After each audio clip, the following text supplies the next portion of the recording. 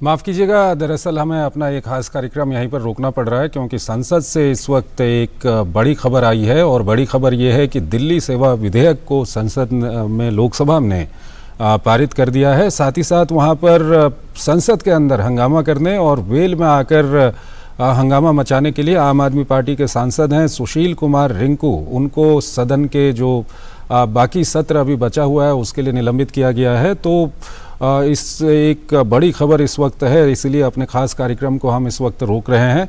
हमारे संवाददाता राजेश राज हमारे साथ जुड़े हुए हैं, उनसे हम बातचीत करेंगे। राजेश, सबसे पहले तो ये बताइए कि ये विधेयक लोकसभा से पारित हो गया, किस तरह की चर्चा वहां पर आज आपको देखने को मिली? क्योंकि कई दिन से हम देख रहे थे कि जब जब वहां पर चर्चा के लिए कहा जा रहा था विपक्ष वहां पर मौजूद नहीं होता था, लेकिन आज विपक्ष भी पूरा वहां पर मौजूद था। देखिए, सत्ता और विपक्ष दोनों की मौजूदगी में दिल्ली सेवा विधेयक 2023 जो है वो पारित हो गया। हालांकि जब आखिरी पल में जब गृह मंत्री अमित शाह अपना चर्चा का रिप्लाई कर रहे थे, उस वक्त जो है विपक्ष जो है फिर से वॉकआउट कर गया और जो अधीर रंजन चौधरी और टीआर बालू दोनों बाहर आकर मीडिया से वो मुखातिब हैं, अभी वो बातचीत कर रहे हैं।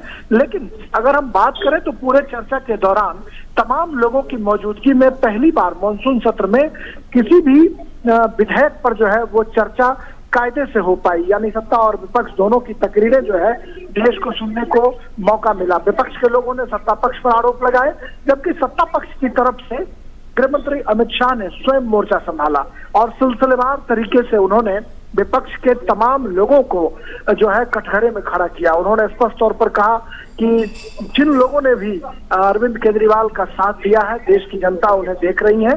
तो उन्होंने एक तरफ तमाम सरकारों, दिल्ली में जितनी भी सरकारें आई उसको ही उन्होंने पीठ की थपथपाई, कहा कि इनकी सरकार से पहले जो लोग आए, यानी कांग्रेस और भारतीय जनता पार्टी के जो भी मुख्यमंत्री दिल्ली में बने, उन तमाम लोगों ने दिल्ली के लिए अच्छा काम किया, उन संविधान के अनुरूप काम किया। लेकिन अरविंद केजरीवाल पर उन्होंने तरह तरह के जो है वो आरोप लगाए। उन्होंने कहा कि अपने घर को करोड़ों रुपए की लागत से उन्होंने तैयार कर रखा है और कहीं ना कहीं विजिलेंस का दुरुपयोग जो है वो करना चाहते थे और लगातार हम कह सकते हैं लगातार जो है ये कोशिश थी कि गृह मंत्री विपक्ष को निशाने पर ले। उन्होंने जनता दल यूनाइटेड के राजीव रंजन सिंह उर्फ ललन सिंह को कटघरे में खड़ा किया और उन्होंने कहा कि आप लोक लाज की बात सदन के भीतर कर रहे हैं, आपके मुंह से लोक लाज की बात अच्छी नहीं लगती, क्योंकि जिस जनता दल यूनाइटेड का जन्म आरजेडी के खिलाफ हुआ, आपने आरजेडी से हाथ मिला लिया। इसी तरह उन्होंने उद्धव ठाकरे पर कमेंट किया और कहा कि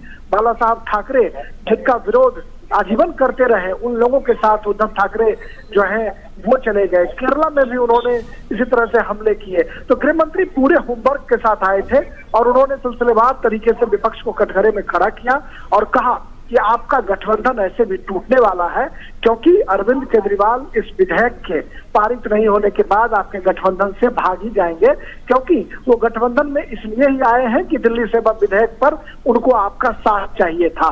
यानी उन्होंने कांग्रेस की तरफ जो है वो तंज कसा, कांग्रेस पर आक्रामक दिखाई पड़े और उन्होंने स्पष्ट तौर पर कहा कि यह जो गठबंधन है, जिन लोगों ने भी गठबंधन बनाई है, उन लोगों को जो है ये समझना होगा कि अरविंद केजरीवाल जो लगातार भ्रष्टाचार के आकंठ दलदल में डूबे हुए हैं, उनका समर्थन कांग्रेस कर रही है। वही कांग्रेस जो कांग्रेस के खिलाफ अरविंद केजरीवाल जो है वो सत्ता में आए हैं।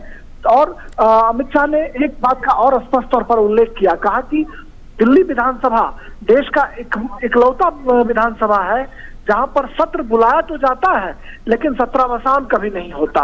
जब मन होता है अरविंद केजरीवाल सत्र बुला लेते हैं और सत्र बुलाने के बाद अरविंद जो है वो कहीं ना कहीं सत्रावसान करते ही नहीं है, सत्र बुला करके, और जिनके खिलाफ उनको बोलना होता है वो बोल लेते हैं और आराम से वो चले जाते हैं। तो इस तरह की जो टिप्पणी थी, इस तरह की टिप्पणी गृह मंत्री अमित शाह ने की। काफी हल्के फुल्के माहौल में, चुटिले अंदाज में उन्होंने कई बार जहां विपक्षियों पर तंज कसा तो कई बार आक्रामक होकर उन्होंने इस बात का ऐलान भी किया कि आप जितनी भी ताकत लगा लो, लेकिन 2024 में देश में ठीक है।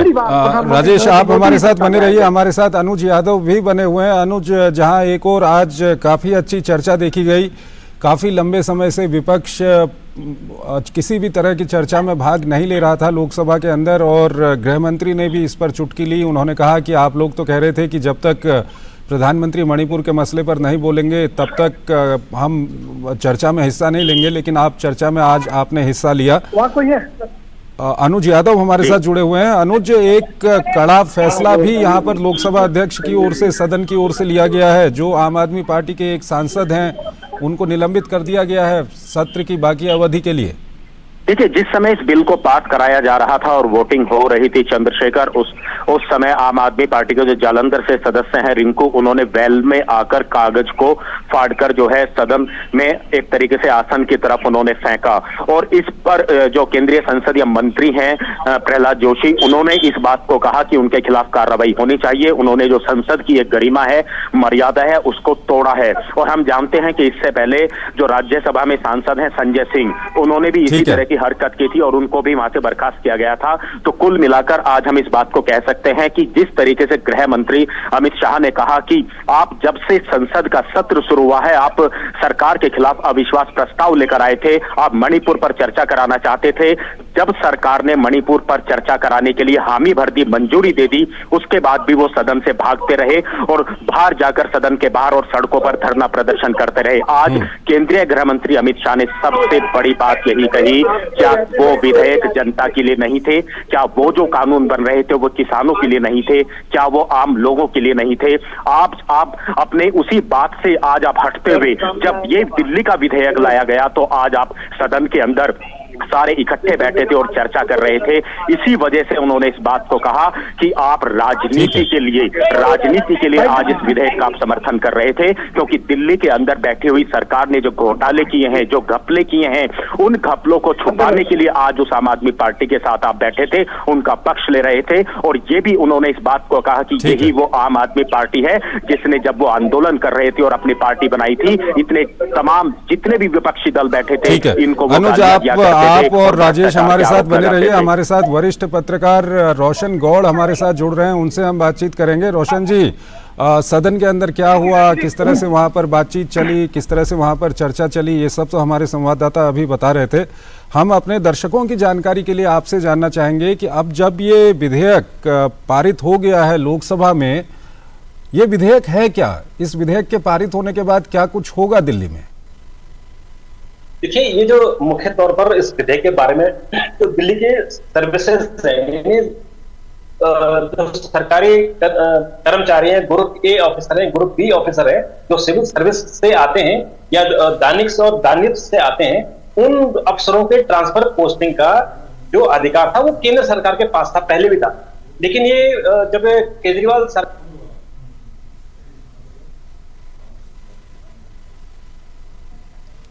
रोशन जी, लगता है आपका सिस्टम अनम्यूट हो गया है। आप उसको आपका सिस्टम म्यूट हो गया, आप उसको अनम्यूट कीजिए।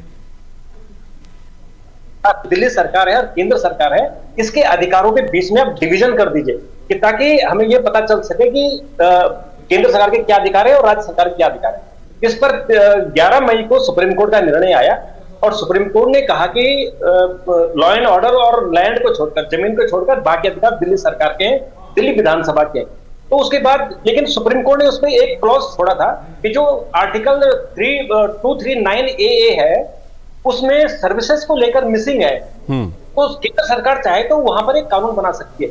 तो केंद्र सरकार ने उसी आधार पर ही 19 मई को एक अध्यादेश जारी किया और जो सर्विसेज वाला मामला था, यानी अफसरों के ट्रांसफर पोस्टिंग वाला मामला था, उसके लिए एक अथॉरिटी बनाई। अथॉरिटी के चेयरमैन मुख्यमंत्री को बनाया, लेकिन अंतिम अधिकार उपराज्यपाल के ऊपर छोड़ दिए। तो उसी अध्यादेश को लेकर आज जो परसों गृह मंत्री ने बिल पेश किया था और आज उस बिल को ध्वनिमत से पारित कर दिया गया। और उस बहस में बड़ी अच्छी चर्चा हुई, 2 बजे से चर्चा हुई है और अभी आपने देखा कि करीबन 7:15 बजे बिल पास हुआ है। तो सभी जो सांसद हैं उन्होंने अपनी जो उनकी चिंताएं थी, उसके पक्ष में, उसके विपक्ष में, उसकी अच्छी बातें, उसकी बुरी बातें सारी कही। वो सब हम सब ने देखा, सुना।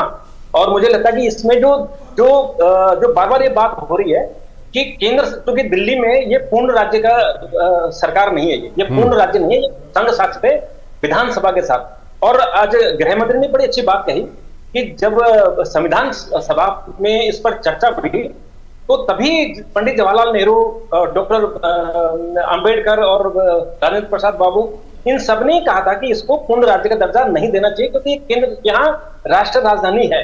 तो उसी बात को लेकर अभी भी चल रही है। जो 1991 में जब ये दिल्ली सरकार का, दिल्ली विधानसभा का बिल पास हुआ था, तो तभी 239 AA में इस बात की व्यवस्था की गई थी, है ना।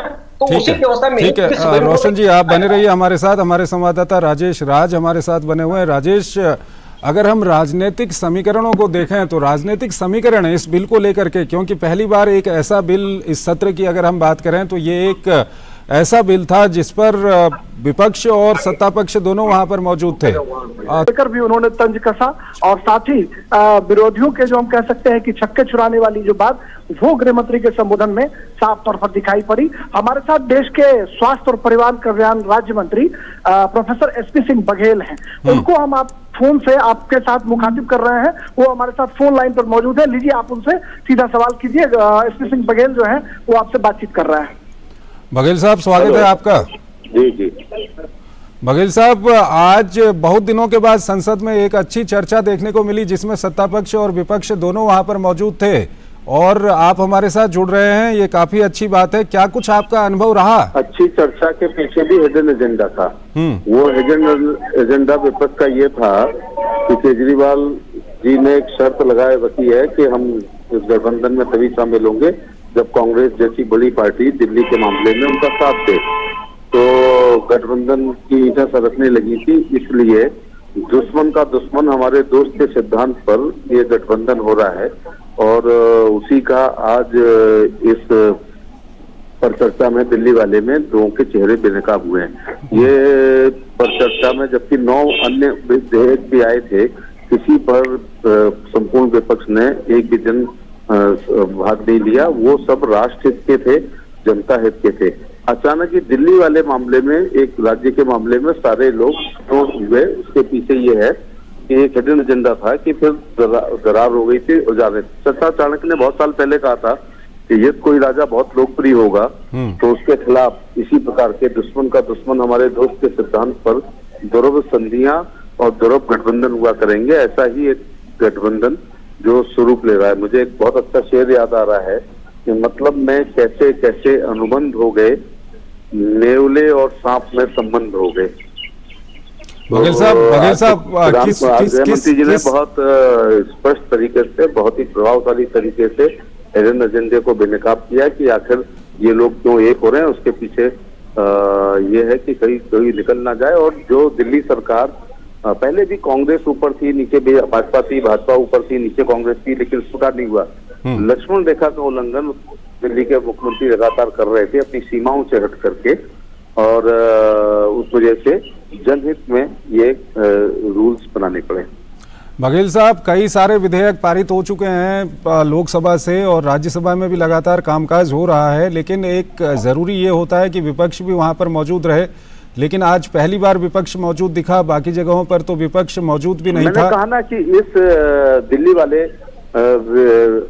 अध्यादेश विधेयक पर जो है उनकी सो कॉल्ड यूनिटी है वो बिखर रही थी। इसकी वजह से इस पर आए हैं। और कल आप देखना, फिर नोट कर लेना कि कल कोई राष्ट्र जनहित गरीब हित का विधेयक आएगा तो फिर उधम करेंगे। तो इनको ना देश की चिंता, ना डेमोक्रेसी की चिंता है कि ये गठबंधन जो है ये शेप ले और इसमें दरार ना आए। बघेल साहब, अब ये विधेयक यहाँ पर पास हो गया है, और इसके बाद कुछ समय के बाद ये दूसरी जगह से भी पास होने के बाद जब कानून बन जाएगा, क्या कुछ फायदा इसका दिल्ली वालों को होने जा रहा है? कंफ्यूजन सारे दूर हो जाएंगे, लक्ष्मण रेखाओं का उल्लंघन नहीं होगा, और आश्वासनों वाली सरकार बेनकाब होगी, और ऐसा विधेयक ला करके संविधान में प्रदत्त अधिकारों का पार्लियामेंट ने इस्तेमाल किया, और उसका सबसे बड़ा राहत दिल्ली की जनता को विकास में मिलेगा। घोटाले दूर होंगे। अब आप देख रहे हो कि स्वच्छता, पारदर्शिता और नैतिकता के नाम पर जो लोग आए थे उनके उप मुख्यमंत्री या अन्य मंत्री जेल में हैं। तो उससे ये हो जाएगा कि जनहित में काम हुआ करेंगे, और ये विज्ञापनों वाली सरकार जो विज्ञापनों में पैसा बहुत बर्बाद कर रही है और उतना ही गरीब के हित में लगा देती तो दिल्ली की जनता को ज्यादा लाभ होता। बघेल साहब, एक कड़ा फैसला भी सदन की ओर से देखा गया। सुशील कुमार रिंकू को सत्र के बाकी जो अवधि है उसके लिए निलंबित कर दिया गया। इस पर क्या कुछ कहेंगे आप? इसमें मैं यही कहना चाहूंगा कि ये देश की डेमोक्रेसी का मंदिर है और इस मंदिर की एक गरिमा है। महान हमारे पूर्वजों ने इसकी एक परंपरा को बना के रखा है। केवल छपने के लिए, दिखने के लिए, अपनी हाई कमान फोकस करने के लिए अच्छा भाषण नहीं दिया, अच्छी बातें नहीं कही, पंजाब में उनके क्या विकास हो या विनाश हो रहा है उसकी चर्चा नहीं की, लेकिन ऐसे कागजों को फाड़ के फेंक करके इतिहास में अपना न्यूसेंस में और आसन को, ऐसा पहली बार नहीं हुआ है, वो जब से चयनित होके आए हैं इसी प्रकार की गतिविधि कर रहे हैं। उनको चेयर से कई बार वार्निंग भी दी गई है और आज आपने भी देखा होगा कि आपके माध्यम से देश ने देखा होगा कि इस प्रकार की अनुशासनहीनता, बेल में आना और आसन के प्रति जो है उनका अवमानना करना, वो निलंबन की श्रेणी में आता है। बघेल साहब, जैसा कि आप बोल रहे थे कि इस विधेयक के दौरान ये देखा गया कि जो अलग अलग विचारधारा के लोग थे, आपस में जिनकी लड़ाइयां हैं जगह जगह पर, वो भी एक हो गए थे। तो आने वाले समय में क्या कुछ देखेंगे हम? क्या इसका कोई मोदी जी की लोकप्रियता से घबरा करके जब बाढ़ आती है ना, तो बाढ़ में सांप और नेवला और सारे पक्षी और रेप्टाइल सब उस बाढ़ से बचने के लिए एक पेड़ पे खड़े जान बचाते हैं और जब बाढ़ उतर जाती है अपने अपने रास्ते पे जाते हैं। तो ये कहीं की ईंट कहीं का रोड़ा, भानुमती ने कुनबा जोड़ा है। और ऐसे जब भी गठबंधन हुए हैं वो कभी अपना कार्यकाल पूरा नहीं किए, जब नीति विहीन, सिद्धांत विहीन और कार्यक्रम विहीन, निहित स्वार्थ से। और अब जनता बहुत होशियार हो गई है, आपके चैनल्स के माध्यम से, दूरदर्शन के माध्यम से, सोशल मीडिया के माध्यम से हिजन जनता भी समझ जाते हैं। जनता एक बात पूछ रही है आजकल मेरी कॉन्स्टिट्यूंसी में कि आखिर मोदी जी ने ऐसा कौन सा गलत काम कर दिया कि एक दूसरे को गाली देने वाले लोग आपस में एक हैं।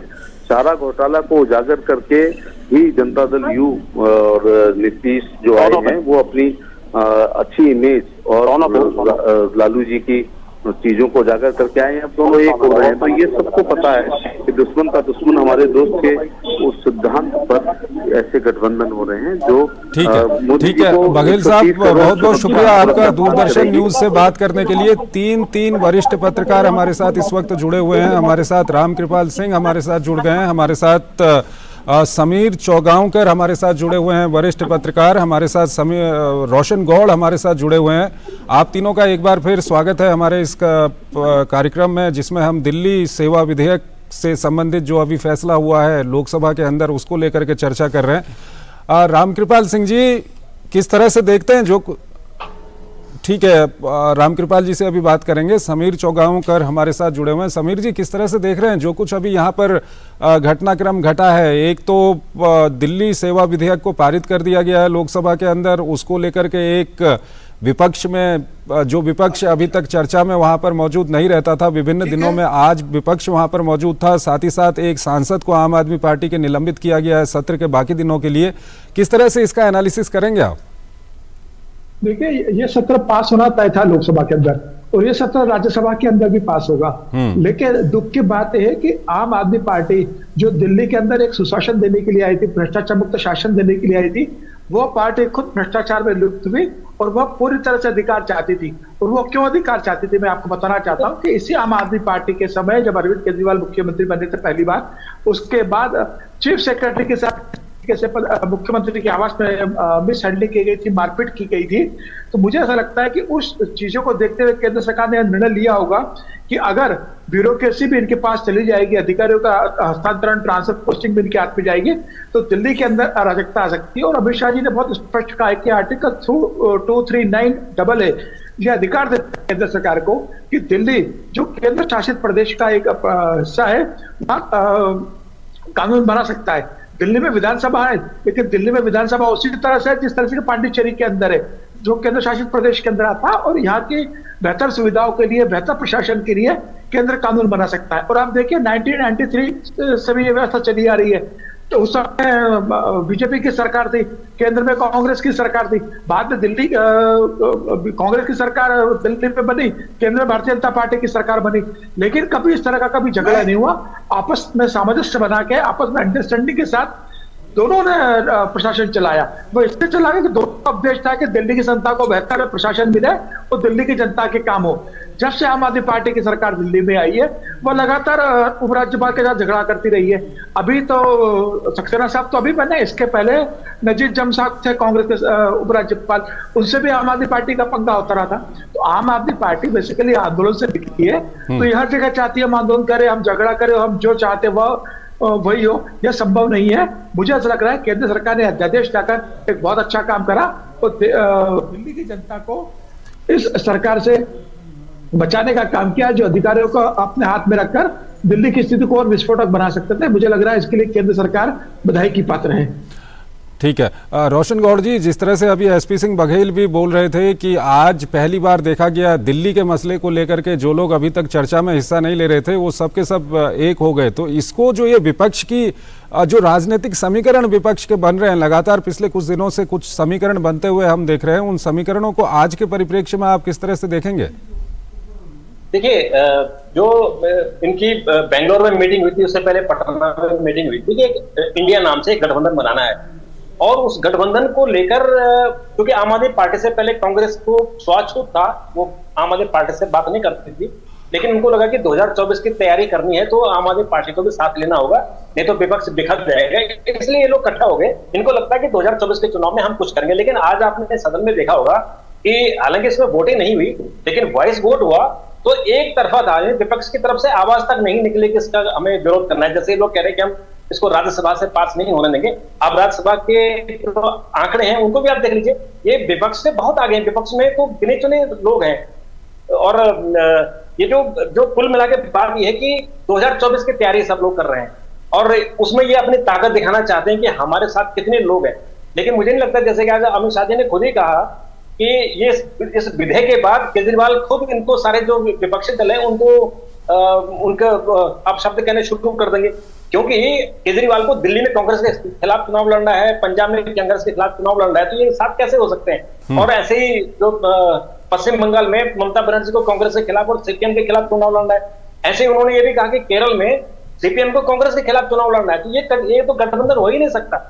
तो इसलिए ये जो राजनीतिक ये पोजीशनिंग ले रहे हैं कि 2024 की तैयारी करनी है, लेकिन इनका बिखराव तो साफ साफ दिखता है कि एक तरफ एक मीटिंग में होते हैं और मीटिंग से बाहर निकलने के बाद फिर एक दूसरे के खिलाफ बयानबाजी शुरू कर देते हैं। ठीक है, रामकृपाल जी, अगर आज की हम जो चर्चा है उसकी अगर बात करें तो सबसे अच्छी बात तो ये रही कि विपक्ष भी आज मौजूद था। काफी दिनों से विपक्ष की कमी खल रही थी, जो भी चर्चा सदन के अंदर हो रही थी या जो भी कामकाज हो रहा था वहां पर विपक्ष की कमी देश को खल रही थी, और सत्ता पक्ष बार बार बोल रहा था कि आइए आप विभिन्न विषयों पर चर्चा कीजिए, लेकिन विपक्ष नहीं आ रहा था। तो अच्छी बात तो ये रही कि विपक्ष आज मौजूद था।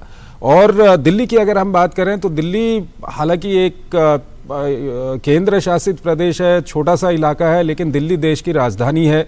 और आज के इस बिल की अगर बात करें तो कहीं ना कहीं इसमें सुप्रीम कोर्ट भी इसमें इन्वॉल्व था। तो आज जो बहस हुई है उसको आप किस तरह से उसका विश्लेषण करना चाहेंगे? जोशी जी, जैसा अभी आपने कहा कि पहली बार विपक्ष यहाँ दिखाई पड़ा है, मैं केवल एक चीज कहूंगा कि कोई भी लड़ाई विपक्ष, मुझे समझ में नहीं आ रहा है विपक्ष की जो शर्तें थी, जो उनकी रणनीति है, वो हर चीज पर लगातार हारते हुए जा रहे हैं। आप देखिए, जैसा कि अमित शाह जी ने कहा, और मैं भी आपके चैनल पर ही आज से 3 दिन पहले मैं ये बात कह चुका था कि 9 विधेयक पास हो चुके हैं इस सेशन में सदन से। वो 9 विधेयक जो थे उनका दायरा पूरे राष्ट्र को लेकर के था। उन 9 विधेयकों पर विपक्ष ने बहस नहीं किया। चलिए, क्यों नहीं किया? विपक्ष की शर्त ये थी कि जब तक मोदी जी बोलेंगे नहीं तब तक वो सदन चलने नहीं देंगे। आज न मोदी जी बोले, और पहली बार दिल्ली के मामले पर जो कमोबेश दिल्ली तक ही सीमित है, वो ठीक है, लोग कहेंगे कि संविधान है, लोकतंत्र फलाना है ढिकाना है, वो अलग बात है। आज उस पे सब लोग इकट्ठा हो गए। देश की जनता बहुत, यहाँ आज की तारीख में जो 60% यूथ है वो पढ़ा लिखा है, उसे इतना मालूम है ज्ञान कि क्या हो रहा है। आज आप 9 विधेयक पर नहीं आए और आज दिल्ली के विधेयक पर आप व्हिप जारी करके आप इकट्ठा आ रहे हैं और बहस कर रहे हैं। तो एक तो जिस शर्त के लिए आप इतने दिनों से 11 दिन से आपने किया था, वो शर्त तो आज भी पूरी नहीं हुई। लेकिन तो असल में विपक्ष आज एक्सपोज हो रहा है लगातार। और जिस तरह से अभी तुरंत केजरीवाल ने ट्वीट किया कि ये पास हो गया लोकसभा से, तो मोदी जी ने हमसे प्रॉमिस किया था और धोखा दिया, सब ब्ला ब्ला ब्ला। सवाल इस बात का है कि आज ये जो इंडिया बना है उसके लिए दिल्ली का विधेयक, बाकी जो 9 विधेयक पास हुए हैं किसानों के लिए, मेडिकल से संबंधित सारे विधेयक पास हुए हैं, उन विधेयक से इंडिया का कोई मतलब नहीं था। इंडिया का मतलब सिर्फ इसलिए है कि केजरीवाल जी जो है उसके लिए। अब आप सोच सकते हैं, और ये बात मैं लगातार कह रहा था कि आप अभी तक तो आपने वो मतलब एक तरह सरेंडर कर दिया, प्लस जो अविश्वास प्रस्ताव आप लाए हैं, आपको पता है कि परंपरा है, नियम है कि सबसे आखिर में मोदी जी बोलेंगे। आज तो अमित शाह जी के बाद अधीर रंजन जी ने टिप्पणी भी कर ली, उस दिन तो मोदी जी बोलेंगे। इसका मतलब है कि आप मोदी जी के हाथ में ऐसा हथियार दे रहे हैं कि अब तक जो भी किया अमित शाह ने तो बहुत कम कहा है, उस दिन पूरी की पूरी आपके सारे सवालों का जवाब देंगे और आपको एक्सपोज करेंगे। तो मुझे तो समझ में नहीं आया कि विपक्ष की यह क्या रणनीति है। किस रणनीति के तहत आज तक 11 दिनों से आप लोकसभा को बाधित किए हुए थे, अब पार्लियामेंट मतलब राज्यसभा को बाधित किए हुए थे। कल जब यह राज्यसभा में जाएगा तो राज्यसभा में भी आप चर्चा करेंगे, और वहां कह रहे हैं कोशिश करेंगे हम। तो इस देश की जनता ये पूछेगी कि किसान के हितों के लिए या जो भी है, जब बिल पास हो रहा था अपोजिशन चर्चा में नहीं था। 9 विधेयक हुए, उन 9 को मैं गिनाना नहीं, मेरे पास उसकी पूरी सूची भी नहीं है, लेकिन जाहिर सी बात है कि बड़े इंपॉर्टेंट विधेयक रहे हैं। तो ये कौन सी रणनीति है? दूसरी बात, जो सोकाल इंडिया जो भी कह लीजिए, आज देख रहे हैं आप देश में जो पार्टियां न एनडीए में थी ना यूपीए में थी, न इंडिया में न एनडीए में, आज वो पार्टियां इस बिल के समर्थन में है और राज्यसभा में भी इन्होंने घोषणा कर दी है। तो किस इरादे से आप ये क्या क्या चीजें कह रहे हैं? तो मेरा तो यही कहना है कि मैं समझ नहीं पाया कि विपक्ष की रणनीति क्या है। ये ऐसे ही होता है जब बदहवास होकर के आपके पास न कोई रणनीति है न नीति है। जब नीति नहीं होती तो जबरदस्ती रणनीति की तरफ आप जाते हैं, रणनीति में भी आप फेल हो गए। नीति आपकी क्या है आप बता नहीं सकते हैं। आप पार्टी ने कह दिया था आज से पहले ही, गोपाल जी ने कह दिया था कि ये जो समझौता है एनडीए बन रहा है ये सिर्फ लोकसभा के लिए है।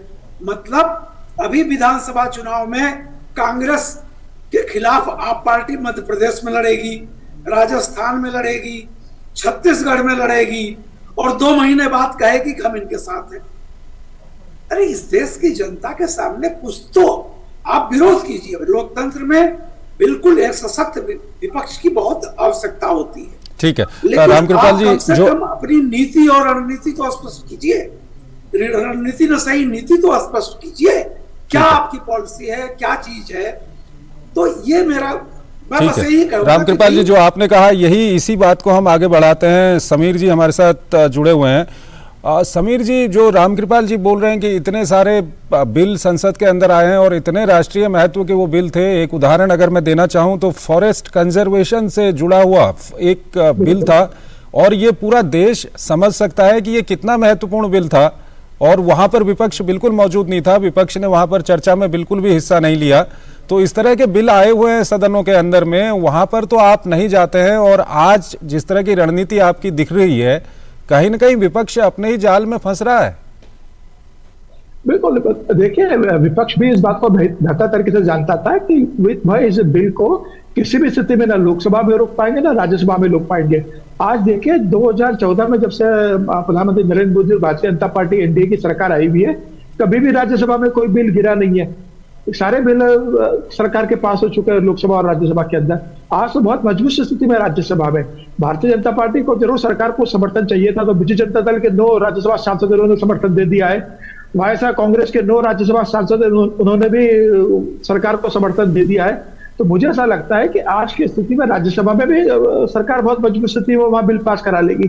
तो विपक्ष का मकसद किसी भी स्थिति में हो हल्ला मचाना है और किसी भी सार्थक भय से दूर भागना है। मुझे ऐसा लगता है कि विपक्ष को जब इतने बड़े बिल आ रहे हैं सदन के अंदर तो उसमें चर्चा करना चाहिए, अपना पक्ष रखना चाहिए, सरकार से प्रश्न पूछे और उसमें चर्चा में हिस्सा ले। आप शुरुआत से इस बात पे बैठ गए कि मणिपुर पे जब तक प्रधानमंत्री नरेंद्र मोदी नहीं बोलेंगे हम संसद नहीं चलने देंगे। मणिपुर पे अमित शाह जी ने बोलने के लिए लोकसभा में कांग्रेस के नेता अधीर रंजन चौधरी को पत्र लिखा, राज्यसभा में मल्लिकार्जुन खड़गे को पत्र लिखा कि मैं चर्चा करना चाहता हूं, मैं जवाब दूंगा, आप मेरी बात सुनिए, सदन में आप चर्चा कीजिए। उसके लिए भी वह तैयार नहीं हुए। अरे भाई, मणिपुर गृह मंत्री 3 दिन वहां रहकर आए, सर्वदलीय बैठक गृह मंत्री ने बुलाई, लगातार वहां के मुख्यमंत्री और प्रशासन से गृह मंत्री संपर्क में है। अब गृह मंत्री सदन में बयान देना चाहते हैं, अब वो सुनने को तैयार नहीं है। अगर आप सदन में गृह मंत्री के बयान से तो सुन लीजिए, आप उनके बयान से सहमत नहीं है, उसके बाद आप बोलिए कि हम गृह मंत्री के बयान से सहमत नहीं है, हम प्रधानमंत्री का बयान चाहते हैं।